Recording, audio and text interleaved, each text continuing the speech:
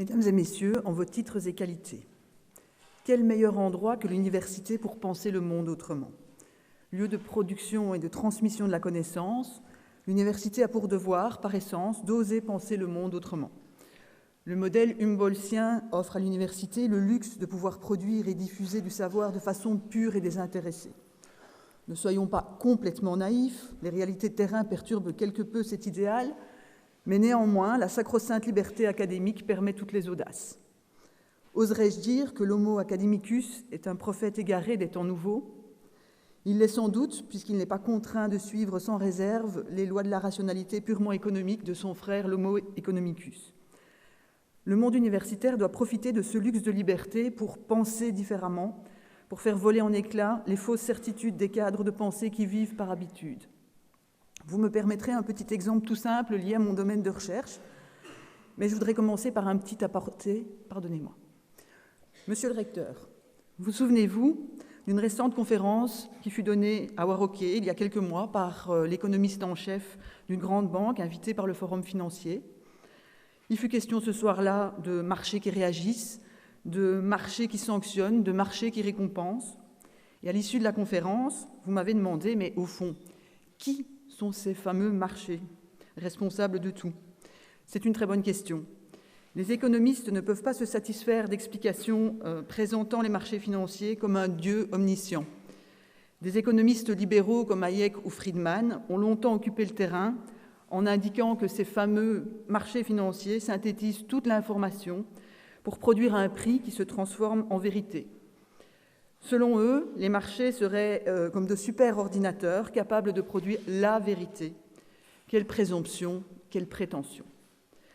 Ce serait peut-être vrai si les hypothèses posées pour développer ce genre de modèle étaient vérifiées. Les hypothèses sont celles des marchés parfaits, encore eux. Pour être parfaits, les marchés doivent évoluer dans un monde de concurrence parfaite. Cela implique grosso modo le respect de 5 conditions. Tout d'abord, le nombre d'acheteurs et de vendeurs doit être très élevé pour garantir que les volumes échangés individuellement par chaque vendeur et par chaque acteur soient négligeables dans l'ensemble échangé. De la sorte, aucun acteur ne peut influencer à lui seul les prix par ses seules décisions d'achat ou de vente. C'est ce qu'on appelle l'atomicité.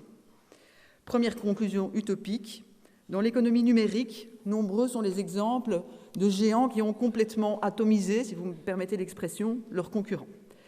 Des sociétés comme Google, Amazon, Microsoft ou Facebook évoluent dans un quasi-monopole qu'ils sont parvenus à construire, éliminant par là même la concurrence parfaite. La deuxième condition à respecter pour évoluer dans le cadre de la concurrence parfaite, les barrières à l'entrée ne doivent pas exister. C'est ce qu'on appelle la fluidité. N'importe qui peut entrer ou sortir d'un marché à tout instant. Les nouveaux entrants n'ont aucun désavantage par rapport aux acteurs en place. Deuxième condition, tout aussi utopique. Pourrais-je abandonner demain ma charge de prof et me mettre à produire ou à vendre des smartphones ou du pétrole? Je pense que ce ne serait pas une bonne idée pour moi de me lancer là-dedans. La troisième condition des marchés parfaits impose que les biens et les services échangés soient parfaitement homogènes et donc substituables. Tous les vendeurs fournissent des biens et des services qui sont jugés équivalents par tous les acheteurs. Pensez-vous vraiment qu'une belle Mercedes vaille ma 2 chevaux? Pas moi, je garde ma 2 chevaux. Le raisonnement est le même entre les titres de la dette grecque et de la dette allemande ou entre une action Colruyt et une action Mitra. Cette condition implique en fait qu'il y ait autant de marchés différents que de produits qui sont considérés comme différents. Mais jusqu'où faut-il fractionner les marchés? Que le marché de la Mercedes soit différent du marché de la 2 chevaux, on peut le concevoir, même moi. Mais faut-il distinguer le marché de la Mercedes du marché de l'Audi? Oui, peut-être, si Mercedes ne triche pas aux tests de pollution.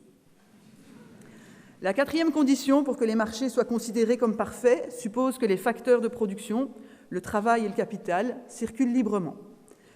Pour le facteur travail, par exemple, la main-d'œuvre doit pouvoir se déplacer instantanément et sans coût de reconversion du secteur en surplus de production vers le marché où la demande excède l'offre.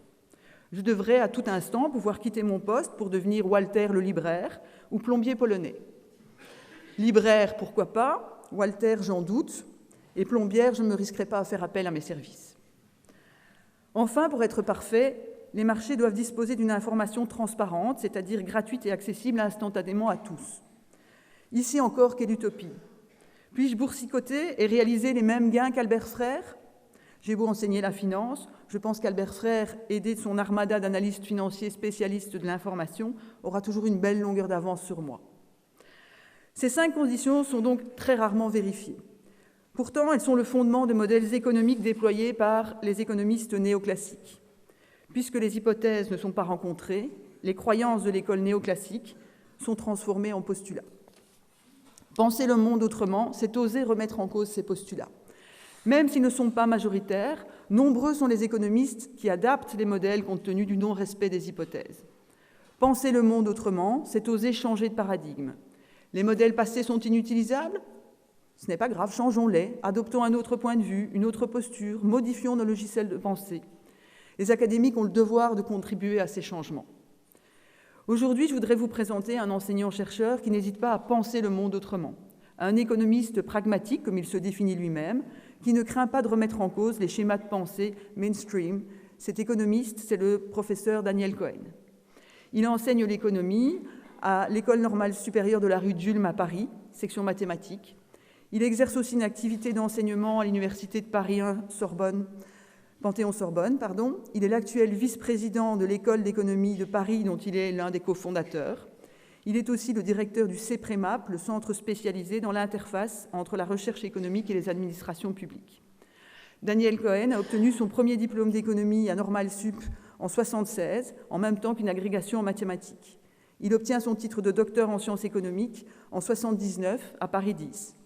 Il a toujours travaillé sur les questions d'inégalité et de dette souveraine. Son CV inclut de très nombreuses publications scientifiques de très très haut niveau, mais aussi plusieurs ouvrages de vulgarisation, dont 2 ont obtenu le prix du livre d'économie. Nos temps modernes, qui fut publié par Flammarion en 2000, et Homo economicus, prophète égaré des temps nouveaux, publié par Albin Michel en 2012. Il y a quelques jours est paru son dernier ouvrage, Le monde éclos et le désir infini, chez le même éditeur. Ces ouvrages grand public sont traduits dans plusieurs langues. Son pragmatisme se révèle également lorsque Daniel Cohen conseille le Premier ministre grec, l'ancien, Papandréou, ou le président équatorien Rafael Correa dans des opérations de renégociation des dettes des États. Parmi les autres activités hors monde académique, Daniel Cohen a participé à l'initiative de réduction de la dette des pays pauvres très endettés avec la Banque mondiale. Il est aussi éditorialiste au Monde. Il est le président du conseil scientifique de la Fondation Jean Jaurès. Il a été conseiller scientifique associé au Centre de développement de l'OCDE. Daniel Cohen est aussi conseiller à la Banque Lazare, et c'est grâce à cette activité auprès du banquier qu'il intervient dans les conseils aux États endettés. Ces missions de conseil lui permettent d'acquérir une expérience de terrain extrêmement précieuse pour compléter ses recherches académiques qui ont toujours tourné autour des dettes souveraines. Daniel Cohen a été sacré économiste de l'année 97 par le Nouvel Économiste. Il a reçu la Légion d'honneur en 2001, le prix Léon Fauché de l'Académie des sciences morales et politiques en 2000. Pour toutes ces raisons, et surtout parce que c'est un homme qui n'hésite pas à penser le monde autrement, je vous demande, monsieur le recteur, de bien vouloir remettre les insignes de docteur honoris causa de Lumons au professeur Cohen.